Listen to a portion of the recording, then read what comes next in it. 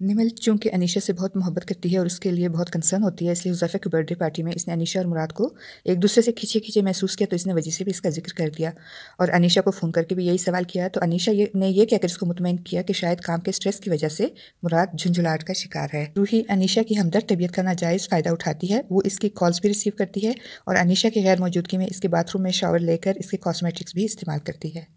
Police जब इरफान को गिरफ्तार करती है तो बुशरा अनीशा की मदद से इरफान को छुड़वाने के लिए रूही को फ़ोन कॉल करती है, मगर रूही इसको जली कटी सुना के फ़ोन बंद कर देती है। मूसा और इसकी माँ को भी जब इरफान की गिरफ्तारी का पता चलता है तो वो बहुत खुश होते हैं।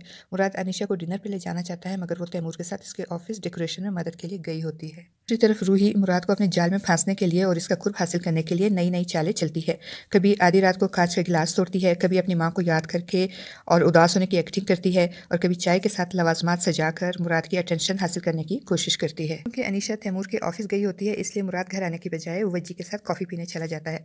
मगर दूसरी तरफ रूही तैयार होकर मुराद का इंतजार करती है, मगर जब मुराद के बजाय अनीशा घर आती है तो रूही अपना प्लान फेल होने पर झुंझलाहट का शिकार होती है और अपना गुस्सा कबाबों को हाथों से मसल कर इन पर उतारती है। अनीशा जल्दी सो जाती है और मुराद को कॉफ़ी की तलब होती है। वो कॉफ़ी का कप लेकर लॉन में जाता है तो रूही नसीम को फ़ोन करने के बहाने मुराद के पास पहुंच जाती है और फिर बड़ी बेबाकी से इजहार मोहब्बत करती है।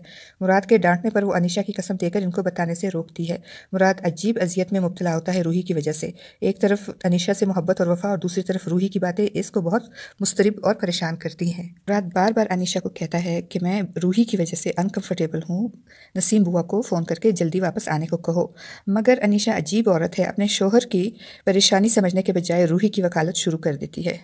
रूही मोहब्बत के इजहार के बाद मजीद बेबाक और निडर हो जाती है और मुराद को बहुत इरिटेट करती है। अनीशा रूही को बताती है कि मुराद इसकी वजह से अपसेट है, तो रूही फिर रोने धोने का ड्रामा रचाकर अनीशा की हमदर्दियां हासिल करती है। मुराद की अम्मी निमल के बच्चे को अडॉप्ट करने के हक में नहीं होती। उनकी मुसलसल फ़ोन और मैसेजेस से अनीशा बहुत इनसिक्योर फील करती है, मगर मुराद इसको अपनी मोहब्बत का यकीन दहानी करवा के इसको रिलैक्स रहने को कहता है। रूही ने अनीशा को शीशे में उतारा होता है और अनीशा रूही की हर बात की तायीद करती है।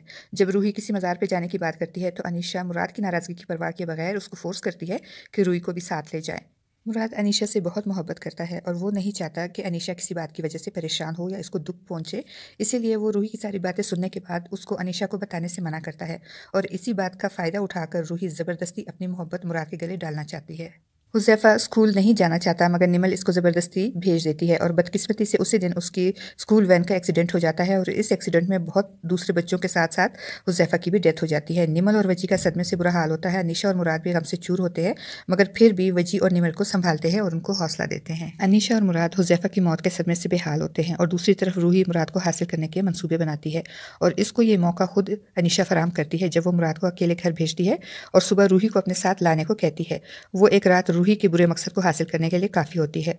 मुराद के आने पर रूही इसको चाय में नींद की गोलियां मिला के देती है। मुराद नींद की गोलियों के ज़ेरे असर सो जाता है। अनीशा एक बार मुराद को कॉल करती है, मगर जब वो कॉल नहीं अटेंड करता तो रूही बताती है कि मुराद की तबीयत ख़राब थी, इसलिए वो सो गए हैं। दूसरी तरफ निमल की तबीयत अचानक ख़राब हो जाती है, उसको हॉस्पिटल ले जाना पड़ता है और डॉक्टर ऑपरेशन बताते हैं। उनके यहाँ बेटे की पैदाइश होती है। सुबह जब मुराद की आँख खुलती है तो रूही मुराद पर अपनी इज्जत लूटने का इल्ज़ाम लगाती है।